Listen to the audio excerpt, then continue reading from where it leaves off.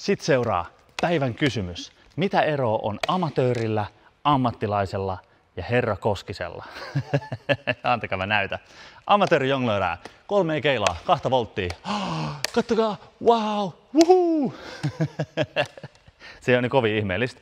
Ammattilainen laittaa vähän paremmin. Ammattilainen ottaa 5 keilaa ja tekee saman jutun. Heittää tuolla aina 3 keilaa ylhäällä 2 volttia ja alapuolella heitetään 1 volttia.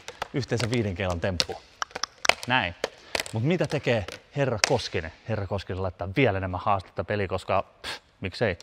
Samalla kun me heitetään se keila, niin se alempi keila, mikä lentää voltin, ei oteta sitä suoraan kiinni, vaan lyödään se vastapalloon tasan toinen kierros toiseen suuntaan. Ja kun tulee tämmönen liike, näin todellinen pro tekee.